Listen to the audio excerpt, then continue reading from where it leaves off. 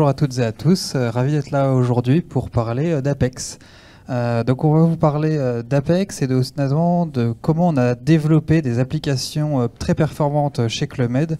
Et donc au programme aujourd'hui, on va voir de l'application, des démos et aussi des techniques, quelques techniques de développement avancées sur Apex. Donc moi c'est Geoffrey Chu, directeur de l'IT chez Scorus, et donc je suis accompagné d'Ashraf, notre expert Oracle Apex. Exactement. Scorus, allez peut-être en 30 secondes. Donc nous on a un cabinet de conseil de plus de 300 collaborateurs spécialisés autour des technologies Oracle notamment. Et donc on travaille sur différents métiers, RH, finance, IT. On a construit depuis plus de 10 ans beaucoup de solutions sur Apex, que ce soit donc pour ces domaines RH, finance, mais aussi autour de la logistique, de la supply chain et de l'industrie. Et Apex, pourquoi on l'utilise et à quel moment? Finalement, c'est pour beaucoup de cas d'usage différents. On a digitalisé des applications, on va le voir. Hein. On prend des feuilles Excel, des applications Excel, on les met sur de l'Apex et on a une application qui est sécurisée. Pour créer des applications from scratch, des applications orientées données, pour moderniser des applications qui étaient développées sur du PHP, du J2E, du .NET. Apex aussi, c'est le futur d'Oracle Forms, hein, pour ceux qui en avaient. Et aussi pour intégrer donc des plateformes d'intégration et pour étendre des applicatifs existants, que ce soit sur des technos SaaS, comme de l'HCM Cloud, de l'ERP Cloud, de l'EPM, mais aussi de l'e-business suite et du PeopleSoft, où on vient greffer différents modules avec Apex. Et donc c'est ce qu'on a pu réaliser pour le Club Med. Alors pour le Club Med, on a réalisé plusieurs applications Apex depuis 2020. Donc la première application qui était l'application Homer, hein, pour la gestion sur les marges du transport pour les villages vacances, etc. au sein du club, et pour lequel on a d'ailleurs gagné un trophée en 2021, trophée du club utilisateur Oracle. Donc on va vous faire une petite démo juste après de cette application. Et donc c'était une application qui a été développée très rapidement avec une méthode agile basée sur des prototypes et qui est déployée aujourd'hui au sein de l'ensemble du club. Et suite à cette application, on en a développé plusieurs. Au programme de cette session, on va voir, donc, comme je le disais, plusieurs techniques de développement. Donc on va commencer, rappeler un peu les méthodes de développement, de conception, quelques bonnes pratiques. On va vous présenter l'interface de développeur Oracle Apex et comment c'est structuré, comment ça fonctionne. Ensuite, on fera un focus sur la partie DataVis, puisque finalement, Apex permet de construire différents graphiques et de visualisation, un peu comme un outil BI, hein, du marché. On vous montrera aussi que Apex avait beaucoup de composants standards, mais qu'on sait aussi en créer d'autres et en importer avec la gestion de plugins. L'Interactive Report, qui est peut-être un des composants, si ce n'est le composant phare d'Apex, qui permet de faire beaucoup de choses. Et à la fin aussi, Ashraf nous créera une application from scratch en quelques minutes. Pour montrer une petite démo. Avant de passer à la démo aussi sur la méthodo, ce qui est très intéressant avec Apex d'ailleurs, c'est qu'on a un onglet sur lequel on voit le produit et tout est fait avec un navigateur web. Donc c'est instantané, lorsqu'on fait une modification, elle est répercutée instantanément sur l'applicatif. Donc ça s'adapte parfaitement à une méthode agile. Et donc nous, c'est ce qu'on propose sur chacun de nos projets avec différents prototypes. Et à chaque version du prototype, lorsqu'un client nous exprime son besoin, à l'atelier d'après, il a déjà une première version de l'application, une première version du prototype. Voilà, je pense que c'est fini sur la partie slide. On va directement passer sur la démo et vous montrer donc la première application qu'on a pu réaliser pour le club, qui était l'application Homer. Donc là, on est connecté sur la page d'accueil d'Homer. Donc là, tu as mis en plein écran, c'est ça? Oui, exactement. Donc vous voyez, directement sur cette application, sur la page d'accueil, ce qui est intéressant, c'est qu'on va retrouver un certain nombre de graphiques. On s'est dit, tiens, le client voulait qu'est-ce qu'un utilisateur se connecte, qu'est-ce qu'il veut voir, quels sont les indicateurs les plus pertinents à lui présenter. Et donc toute cette partie-là, en plus, est sécurisée par rapport au périmètre de visibilité.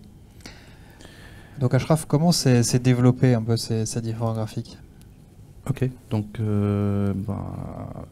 pour vous montrer, je dois directement partir à la partie développeur d'Apex et je vais essayer en fait de vous montrer un petit peu la philosophie, comment déjà on développe sur Apex.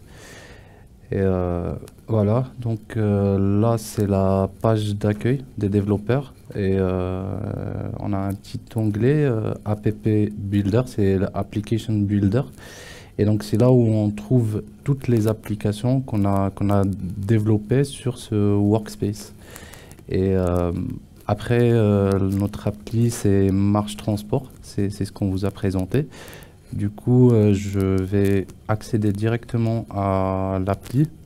Là, j'ai tout ce qui est page. Donc, tout ça, c'est des pages qu'on a développées sur l'application. Après, juste pour un petit peu vous briefer, pour ceux qui n'ont jamais fait Apex, en fait, Apex, c'est un outil un peu complet. Je veux dire, pour le développement, pour développer et la partie back et la partie front. Et donc, tout ce qui est back, c'est du SQL et du PLSQL, des tables Oracle qu'on peut en fait retrouver sur SQL Workshop, Objects Browser. Et là, ce sont la liste des tables, vues, package, procédures. Donc, tout ce que vous connaissez sur voilà, le développement en PLSQL. Et après, on a la couche web qui est cette partie-là. Et c'est là où on crée nos pages. Alors, on reprend un peu. Donc, ce qu'on disait tout à l'heure, c'est déjà, on a commencé par la partie en fait développeur, comment Apex voilà, présente ses outils aux développeurs. Et donc sur la page d'accueil, on est sur l'onglet App Builder, c'est Application Builder. Et donc là, on a la liste des applications qu'on a développées. Pour notre cas, c'est notre client Club Med et c'est l'application Marche Transport. Alors là, c'est pour exécuter en fait une application. Là, c'est des objets qui sont un peu partagés sur l'application. Je vais pas essayer de rentrer trop dans les détails, mais ce qui nous intéresse là, c'est la partie page. Donc, c'est comme ça qu'on construit en fait nos pages. C'est sur cette partie-là, on peut créer. Et donc, la question de Geoffrey. Pour revenir, c'était donc on a vu des graphiques. Comment ils sont développés ces graphiques? Exactement. Donc c'est la question à laquelle je vais essayer de répondre. Donc là, on est sur la page d'accueil et sur Apex, on se retrouve en fait sur une page qui contient la liste des régions, parce que Apex, c'est plusieurs régions avec des boutons qu'on peut créer directement. On va faire une petite démo vers la fin. On va créer une application, créer une région et après vous montrer comment ça marche. Mais déjà pour la question, c'est ça en fait. On a une région de type chart qu'on a créée et derrière on a bien sûr donné les attributs, la position dans la page. Et ce qui est plus intéressant ici, c'est de voir en fait la source de ce graphe-là. Et ça, c'est tout simplement une requête SQL voilà, qu'on a mis en place. Et le résultat, c'était... Ce qui est intéressant vraiment à retenir, c'est que si vous maîtrisez votre modèle de données, que vous savez faire les bonnes requêtes SQL, vous pourrez créer des applications Apex très rapidement et efficaces. Exactement. Donc le résultat de notre requête, c'est exactement ça. Et alors, est-ce que c'est peut-être, allez, je tente des questions un peu en live, n'hésitez pas d'ailleurs sur le chat si vous en avez, à les poser à Ashraf. Là, par exemple, si on veut modifier un peu cette page, on veut modifier le titre, comment ça fonctionne, modifier l'agencement? Ok, bah, on a en fait des raccourcis sur la page edit, Quick Edit, et ça c'est disponible que pour les développeurs, et on peut cliquer là et on va choisir la région qui nous intéresse. On peut même modifier quelques attributs sans aller au portail ou sur la partie développeur. Mais si je clique, tac, j'ai en fait le mode développeur et Oui, j'ai mes ça t'a attributs. redirigé finalement sur l'onglet avec le bon item que tu avais sélectionné. C'est pour Et- facilement se redispatcher. Exactement, ça facilite en fait la vie pour les développeurs. Et donc alors pour modifier le titre, l'agencement, comment ça se passe? Ouais, bah, pour le titre, là on voit bien title, je peux me mettre des mots par exemple, et là, tac, c'est modifié. Euh, ouais, donc là, c'est ça. Après, on peut même modifier la partie, en fait, l'affichage ici. On peut, par exemple, dire que, voilà, cette région-là, je vais l'afficher sur une nouvelle ligne. C'est vrai que Tac, là, je sais pas si peux on l'a dire- présenté, mais Apex sur le thème, ça fonctionne sur un thème de type Bootstrap. C'est-à-dire que Ouais.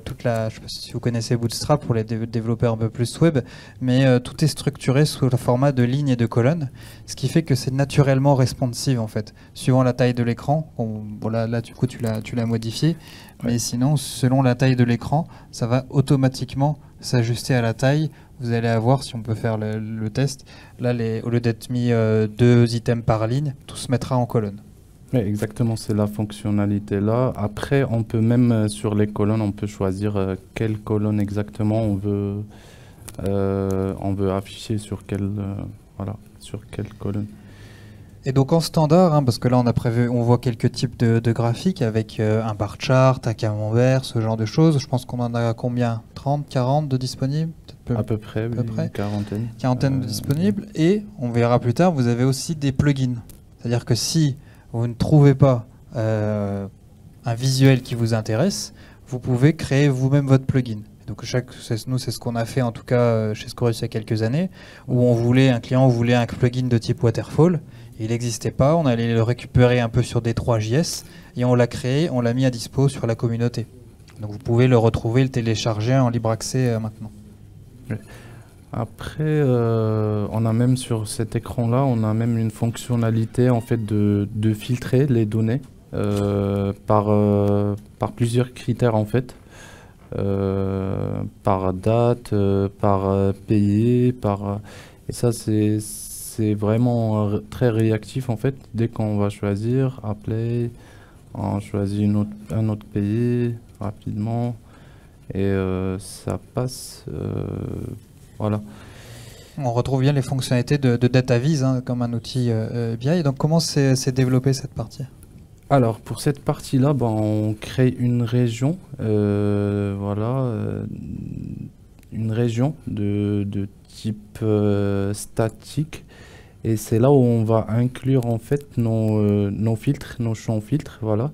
Donc c'est une région de type static content, mais à l'intérieur on a mis tout ce qui est champ saisissable, donc les critères qu'on veut chercher avec. Donc on peut faire des listes, on peut faire des types dates, des numbers, tout ce qu'on veut. Et après, si vous avez vu là, si vous avez remarqué, on a un name de chaque élément. Et donc, on peut en fait directement dans les requêtes sur lesquelles on a basé en fait notre charte, on peut directement faire appel à ces champs. Donc si je cherche par exemple ça, la date, on filtre bien là par date. Et automatiquement, on fait juste un submit de la page, on envoie les données au serveur et la page s'actualise avec les filtres. Ok, c'est très clair. Donc on crée des items sur la page et ensuite on les met dans les requêtes SQL pour que ce soit pris en compte. Exactement. Ouais. Donc là, on a vu une première fonctionnalité majeure sur l'application, c'est la partie DataVis, mais c'est vrai que la force d'Apex, c'est quand même pour des applications transactionnelles, donc pour modifier de la donnée. Et donc je pense que la deuxième fonctionnalité majeure de cette application, c'est de pouvoir contrôler la donnée et agir dessus. Donc on voit ici, on a un tableau encore qui va nous indiquer quelques, par exemple, des erreurs de données. Là, on avait vu, on a deux fichiers qui n'ont pas de currency, de devise. On a des voyages sans destination, etc. Donc on a cliqué ici sur un lien, ça va nous amener sur un autre rapport où on va pouvoir tout simplement voir la donnée. Et ici, on voit la donnée et juste après, on verra qu'on peut aussi la modifier. On peut s'arrêter déjà un instant sur ce rapport. Ça, c'est ce qu'on appelle un interactive report. Un interactive report, vous avez juste besoin d'une requête SQL derrière. Ça va vous créer ce type d'interactive report. Et ce qui est intéressant, c'est un peu comme ça que je l'explique, c'est que cet interactive report, vous combinez les fonctionnalités d'un Google avec de la recherche syntaxique directement, avec les fonctionnalités d'un Excel et d'un tableau croisé dynamique. Exactement. Est-ce que tu peux nous faire une démo, Ashraf ? Ok, ici en fait c'est un rapport en fait standard d'Apex qui donne vraiment plusieurs fonctionnalités. Déjà la première c'est l'export, ça c'est par défaut. On peut créer des charts en se basant sur les données de notre tableau. On peut créer des group by, des pivots pour changer le sens en fait de la donnée. On peut faire des control breaks, des highlights pour, je sais pas, par exemple, faire afficher les lignes en rouge qui sont de currency euro par exemple, ou des exemples. Et ça, ce qui est bien, c'est que c'est donné en fait au end user. Donc l'utilisateur n'a pas à aller en fait vers les développeurs pour demander telle fonctionnalité. Après, on a même la possibilité en fait de créer des graphes directement par là. Et on peut choisir, je vais prendre un exemple. Ça, c'est un montant. Ce qui est intéressant, c'est que vous allez pouvoir donner des options de self-service à vos utilisateurs pour qu'ils puissent eux-mêmes consulter, modifier, créer leur rapport. Ouais, donc currency. Donc là, je vais juste faire une petite somme des montants par currency. Et donc ça, je peux le sauvegarder directement. Appeler. Voilà, donc j'ai ça comme retour. Sur notre cas, on n'a que l'euro. Donc voilà, ça c'est j'ai la somme. Si on avait plusieurs currency ou devises, on pouvait avoir d'autres charts, d'autres barres plutôt. Et donc ça, je peux le sauvegarder. Dès que je décide en fait mes calculs, je le fais, je le sauvegarde. Et là, j'ai en fait la possibilité de revenir et voir les résultats de ce graphe. Ce qui est intéressant peut-être, c'est que l'utilisateur peut sauvegarder, on le voit, ça c'est quelque chose qu'on a dû tester hier, les rapports privés. Donc c'est juste pour lui qui retrouvera. Et après, c'est la même fonctionnalité qui est utilisée pour les développeurs. On va pouvoir créer un report et le partager à tous dans les reports par défaut. Oui, et aussi, lorsque j'expliquais qu'on avait un peu la puissance comme sur du Google, sur de la recherche syntaxique, c'est que vous avez toutes les fonctionnalités de la base de données Oracle. Donc vous allez pouvoir rechercher directement en tapant du texte qui va pouvoir scanner l'ensemble de vos leads et rechercher cette donnée-là. Quand on va... C'est assez pratique en tout cas pour scanner beaucoup de données, faire des filtres directement au niveau des colonnes, ce genre de choses. Et pour vous montrer aussi comment tout est lié, ici on voit qu'on avait différents rapports en fait, qu'on peut passer de l'un à l'autre, qui peuvent être directement développés en fait, on le voit assez simplement comme ça sur Apex par un utilisateur final. Et c'est ça qui avait été tout simplement fait ici. Là, les liens que vous voyez, ce sont juste des raccourcis, quelques indicateurs qui vous amènent sur cet Interactive Report qui est filtré. Vous voyez, en termes de développement, là, vous développez directement ici et vous sauvegardez votre rapport et c'est fait. Avec un petit lien à faire quand même au niveau back-office, c'est ça? Oui, exactement. Ouais. Autre chose à montrer sur cette Oui, je voulais juste montrer par exemple la requête qui est derrière, parce que ça c'est juste une requête, l'interactive grid c'est juste une requête derrière qui, voilà, c'est une requête SQL normale, voilà, qui affiche les données et après on applique les filtres dessus. Et donc sur ces rapports-là, et c'est là aussi la puissance, c'est que Apex ne fait pas que de la consultation de la donnée, puisqu'on va pouvoir aussi faire du transactionnel. Si on clique sur une ligne, on dit tiens, là il y avait une donnée sans BVT a priori, sans une donnée qui manque, on va pouvoir cliquer et avoir vraiment le détail de la donnée, on affiche la ligne, le détail de vente, les tickets, les billets, etc. qui ont pu se passer. Et ici on va dire ah, là il y a eu un petit souci et j'ai des champs sur lesquels je vais pouvoir renseigner, compléter de l'information et sauvegarder. Ouais. Ah, ouais, d'ailleurs là on voit qu'on a un problème de champ qui est obligatoire. Tiens, c'est bon, peut-être. Et du coup, comment est-ce qu'un champ on le rend obligatoire? Est-ce qu'on peut l'enlever ce contrôle? C'est comment ça s'est développé? Ça fait comment? Oui, ça en fait c'est un contrôle sur les items, on appelle ça item. Tout champ en fait qu'on saisit, c'est un item pour Apex. Et donc voilà, on a en fait la notion de validation qu'on contrôle. En fait, c'est un contrôle qu'on fait sur les données saisies. Et voilà, ici en fait, on a des contrôles qui sont standards qu'on peut juste choisir pour dire ce champ-là is not nul, ne doit pas être nul. On peut même en fait le faire de plusieurs manières. On peut faire une procédure ou une fonction PLSQL qui fait le contrôle. Par exemple, si j'ai une petite complexité, par exemple la catégorie doit exister en fait dans une table. Donc ça c'est vraiment du SQL qu'on fait ou du PLSQL. Après, on a des simples contrôles. Si c'est juste nul, on peut juste activer voilà, value required. On peut l'activer ici et le champ devient. Donc là, on retrouve bien pourquoi on appelle Oracle Apex aussi du low-code. C'est que finalement, 90% des fonctionnalités, vous allez pouvoir le faire en paramétrant. Et s'il vous manque quelque chose, que c'est un contrôle un peu plus subtil, là, on va pouvoir injecter un PLSQL, par exemple, pour faire un contrôle un peu plus poussé. Oui. Voilà, donc... Je vois aussi des fonctionnalités en haut à droite, follow, print, qu'est-ce que... Ouais, en fait, ça c'est surtout pour faire des captures ou des snapshots en fait de l'écran. Et donc ça, par contre, c'est pas une fonctionnalité standard. On a dû en fait utiliser un plugin pour le faire.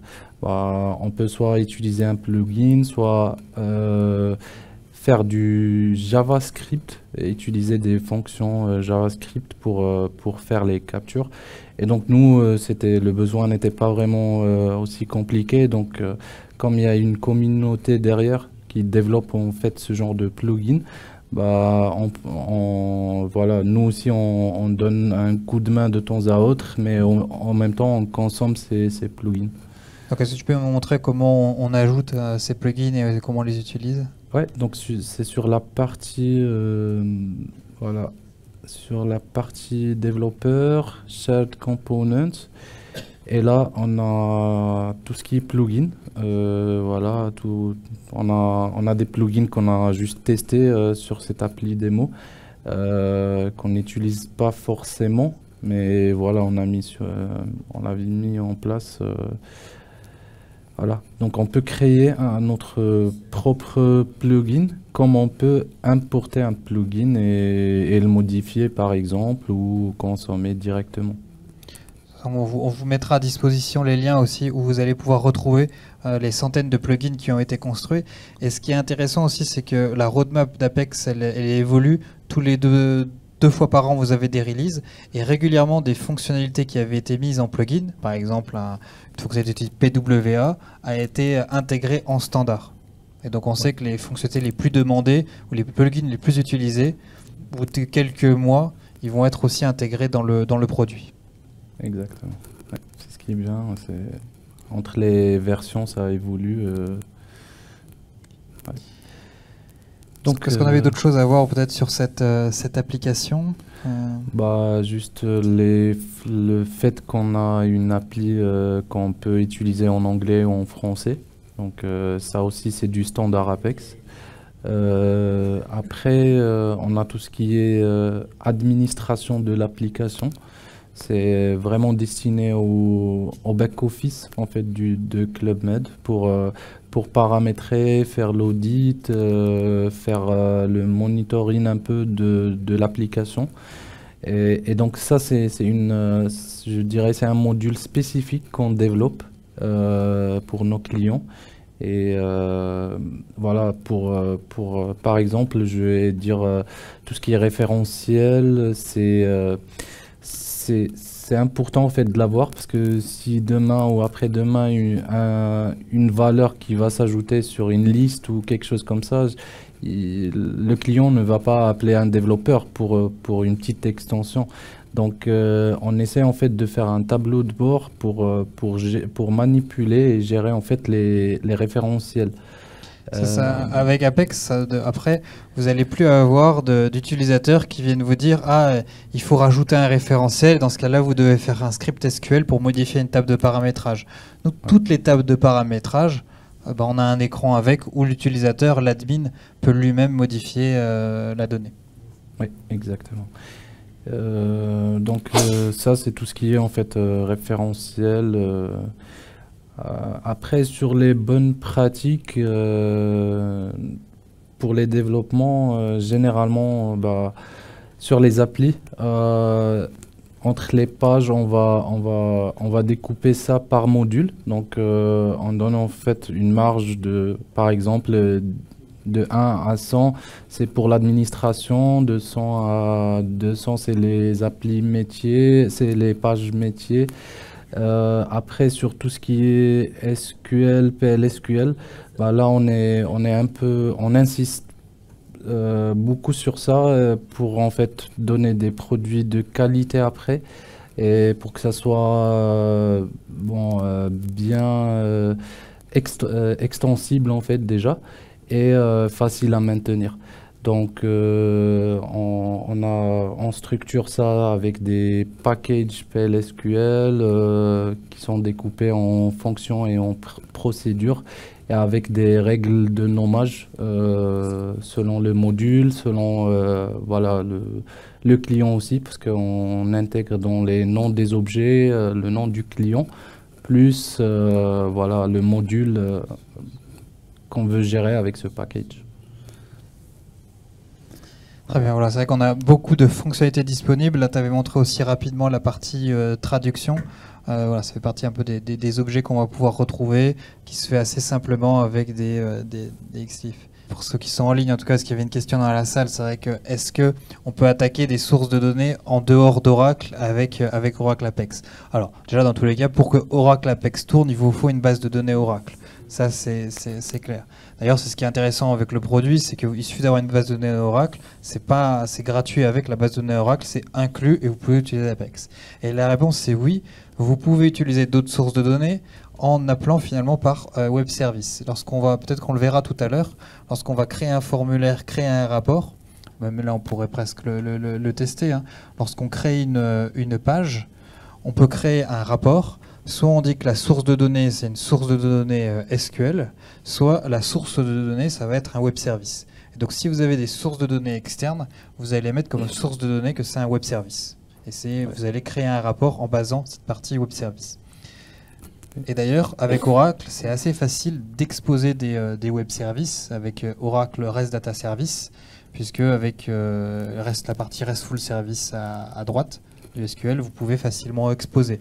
Donc ça aussi, c'est des fonctionnalités standards de la base de données Oracle que vous pouvez utiliser pour déployer.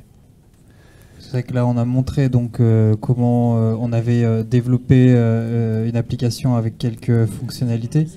Donc là, ce qu'on voulait, c'était vous montrer quand même, peut-être pour ceux qui connaissent un peu moins, comment on crée assez simplement une page des applications. Ok, donc déjà, dans n'importe quel projet Apex, la première des choses à faire, c'est créer déjà la table ou les tables. Donc faire une conception et créer les tables qu'on va manipuler après ou qu'on va exposer. Et donc, je me mets sur la partie Object Browser, juste pour vous montrer que vous avez en fait, pour ceux qui sont à l'aise avec SQL Developer et Toad et les autres outils, bah, vous avez à peu près une version un peu light, mais qui fait bien l'affaire en version web. Donc, c'est ça en fait. On peut ici en fait consulter nos objets et en même temps on peut créer. Donc on peut créer une table, vue, index, tout ce que vous voulez. Pour notre cas, on commence par une petite table rapide qu'on va créer et on va mettre un formulaire pour saisir dans cette page-là et en même temps pour faire aussi une page de consultation pour consulter ces données. Donc c'est l'exercice le plus... c'est Hello World des autres, des autres langages. Donc voilà, donc je vais dire allez, XX. Ça c'est pour nous, normalement, c'est le nom du client, juste sur les règles de nommage. Je vais dire démo, c'est une démo. Et après... TBL ou T, ça dépend, je vais mettre TBL.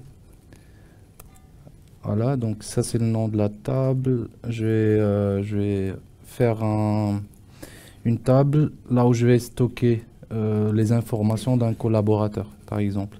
Donc je vais mettre nom, non. Là, je vois qu'on a pris un petit peu de retard, donc on va essayer dans les 7 minutes restantes, Ashraf, de finir la création de l'application. Donc je te laisse renseigner, je peux commenter si tu veux. Donc là, c'est vrai que, comme l'a dit Ashraf, vous avez un peu toutes les fonctionnalités standards que vous connaissez pour créer des tables et des objets. Donc en spécifiant quel type de champ, est-ce que c'est un varchar, la longueur, etc. On aurait pu aussi utiliser, là on vous montre la partie création de table, il y a aussi un wizard qui, vous prenez un fichier Excel ou un CSV, vous l'importez et il vous crée automatiquement des tables. Alors c'est très sympa pour le métier, ça va assez vite. C'est vrai que les développeurs, des fois on aime bien avoir ça pour faire la bonne convention de nommage, nommer les choses comme on veut. Ouais. Mais au pire, après vous pouvez faire quelques alters et modifier par la suite. Et donc là, ce sont nos colonnes, on a 4 colonnes. Tac, suivant, j'ai choisi une table qui existe déjà, donc démo 1 par exemple. Tac. Alors, bon, pour le moment, pour faire vite, pas de primary key. Vous pouvez gérer ça aussi depuis cet écran-là. Je vais juste créer next, parce qu'on n'a pas beaucoup de temps. Donc... Voilà, donc là, il vous propose un peu tout ce qui est création de clés étrangères, etc. Mais sinon, on va balayer un peu toute la partie contrainte pour directement créer une table. Et pareil, bon, on l'avait pas vu là, mais vous avez aussi l'instruction SQL qui est proposée à la fin du wizard que vous pouvez récupérer. Et ça fonctionne un peu comme ça sur tous les types d'objets. Exactement.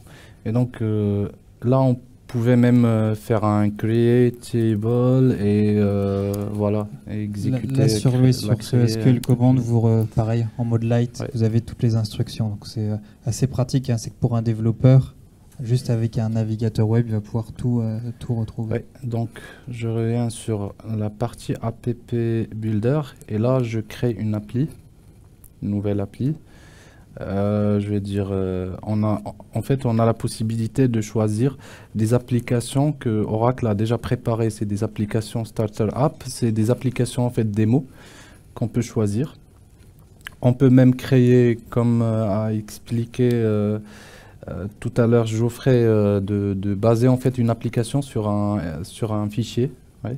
Et donc là, on peut dire juste une nouvelle application. On va l'appeler démo Oracle Developer. Donc là, pareil, à chaque instant, lorsque vous créez une application, on va vous proposer des choses pour faciliter. Exactement. Donc là, c'est des thèmes par défaut. On peut choisir l'emplacement de notre menu, soit à gauche, en haut. C'est des trucs standards. Il vous propose même de créer directement certains types de pages, hein, des pages de configuration, de contrôle, si vous voulez faire une PWA. Ça, ouais. il vous le suggère, en tout cas. Ouais. On peut créer notre appli. Voilà, donc en fait, par défaut, on a 3 pages parce qu'on a créé une application from scratch, c'est vide. Par défaut, on a la page 0. La page 0, en fait, si vous voulez, c'est une page qui est partagée avec toutes les pages de l'application. Donc, si on met une région, un champ ou une image sur cette page-là, 0, bah, ça va s'afficher sur toute l'appli. Donc, c'est un concept... c'est la page par an. Oui, c'est la page par an. Après, le homepage, c'est par défaut qu'il le crée Apex. C'est une page vide. Et donc, c'est là où nous, on va... Bah, déjà, je vais vous montrer. Je vais juste voir sur sécurité. Bon, tac. Juste pour... je voulais juste vous montrer une notion un peu... sur l'authentification et sur les autorisations schéma. En fait, les autorisations schéma, c'est un concept en fait qui nous permet de restreindre l'accès sur quelques pages, quelques composantes, quelques régions de l'application. Donc c'est ce qui nous permet en fait de contrôler et sécuriser notre application. Donc là, on donne accès à tout le monde. Mais on peut mettre notre intelligence ici, par exemple, autoriser que les utilisateurs qu'on a créés quelque part. Et donc là, on peut mettre des requêtes SQL pour autoriser ou pas.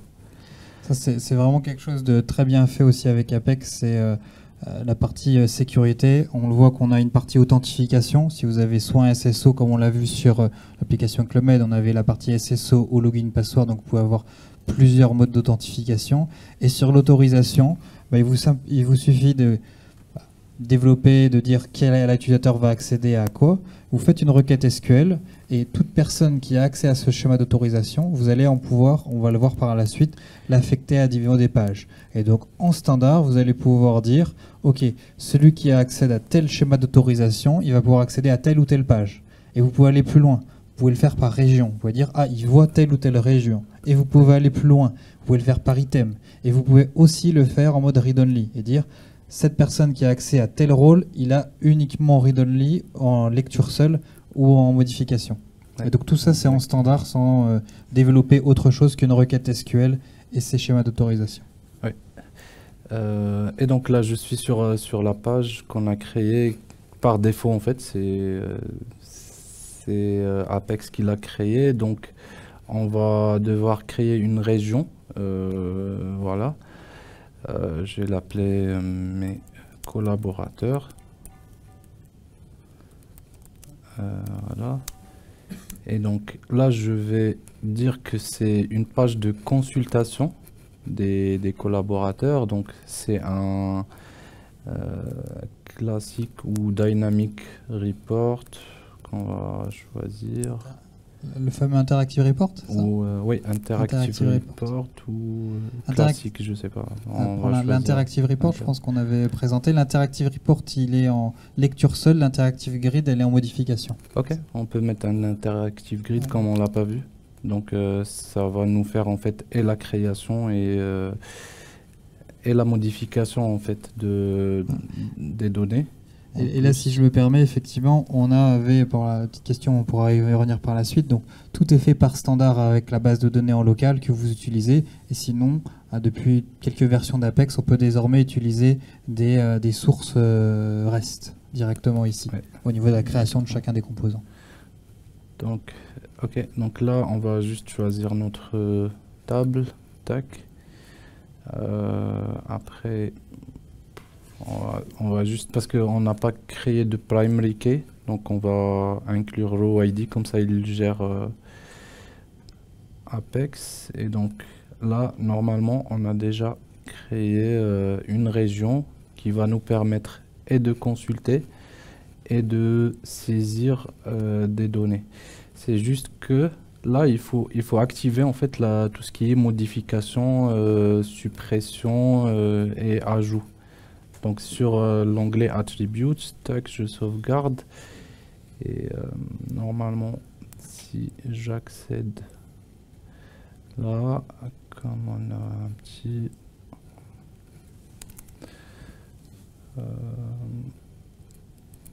voilà, donc... voilà, donc je peux me connecter là. Donc ça, c'est l'application qu'on vient juste de créer. Oui. Un petit bug d'affichage là qui bon, nous apparaît, mais est-ce qu'on retrouve notre interactive grid qu'on a créé? Oui, normalement sur la page... on l'avait mis sur la page d'accueil directement? On n'avait pas créé une page? Si, on l'a ici, mais juste, il y a une région qui s'affiche un peu bizarre, je vais devoir... Tout à fait démo, parce qu'en plus je pense que c'est un environnement sur lequel il y a... oui, exactement, c'est un environnement d'autres personnes qui travaillent. Ouais, bah je vais juste exclure ce truc-là pour que ça ne s'affiche plus, et puis on aura... On le voit en termes de design aussi, parce que là on a vu des applications assez standards, mais avec Apex vous pouvez créer des thèmes très spécifiques. Je sais que par le passé on a utilisé le thème Material Design de Google, qui avait un look totalement différent. Donc vous pouvez faire des choses très personnalisées aussi en termes de design. Ok. Par contre, voilà, le point c'est que ça tiendra un peu moins les releases quand vous commencez à faire énormément de custo en CSS sur le design. Bon, c'est pas grave, je vais refaire l'exercice sur l'autre appli. En fait, il y a une autre fonctionnalité, c'est de pouvoir copier en fait des pages entre les applications. Donc, je peux prendre une page que j'ai créée et je peux la déplacer vers une autre appli. Donc, je peux faire l'exercice. Copier page as copy this application. D'accord. Bon, il y aurait beaucoup de choses à présenter, mais aussi Apex vous propose des outils pour migrer d'environnement à un autre environnement. Vous allez pouvoir identifier la liste des changements qu'il y a eu. On ne l'aurait pas montré aussi ici à cet endroit-là. Si vous êtes plusieurs développeurs, vous pouvez locker des pages et des objets pour que quelqu'un d'autre les modifie. Donc vous avez beaucoup d'utilitaires aussi qui sont à disposition. Il faut penser à les utiliser en tout cas. Ouais, donc là j'ai choisi en fait mon appli, je vais prendre la page Home et donc je vais la mettre sur la page par exemple 2. Ouais. Tac. Donc là, pareil, il vous propose automatiquement de l'ajouter ou non dans le menu. Donc là, on va assez vite pour peut-être conclure sur cette démo. Ouais. Et donc là, voilà. On avait une. Pouvons-nous générer des rapports Office ou PDF? Oui, c'est possible. Alors sur la partie rapport Office, alors en standard, je sais qu'il y a les extracts un petit peu CSV, Excel, etc. Il y a différents plugins ensuite qui sont disponibles pour générer ça. Je ne sais pas sur la dernière version, parce que je sais que certains plugins étaient un peu de type payant, même il y avait une partie pour avoir du PPT et du Excel. Je ne sais pas si dans la dernière version, Ashraf, c'est disponible gratuitement, la génération de PPT et Excel. Non. Généralement, oui, c'est plutôt des... Ouais, les fichiers Excel, oui. Pour télécharger depuis un forum, oui. Pour télécharger, oui. On peut télécharger un c'est fichier ça. Excel. Excel, c'est disponible du coup en standard. Là où PPT, on a certains plugins voilà, qui ont pu être développés par la communauté. D'accord, merci messieurs. Et une dernière question qui est, je voudrais demander si vous pouvez nous fournir des liens, des livres, de la documentation pour aller plus loin sur Oracle Apex. Super, c'était la bonne transition. Alors, je ne sais pas s'il va rester affiché avec ce slide sur quand même quelques liens intéressants pour vous à connaître.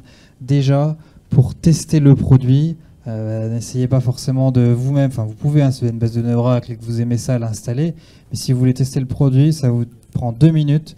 Vous allez sur apex.oracle.com, vous faites demander un trial, un workspace, et vous avez un environnement qui peut rester autant de temps que vous voulez. Vous devez juste l'utiliser tous les 30 jours pour qu'il reste actif, avec une limite de données.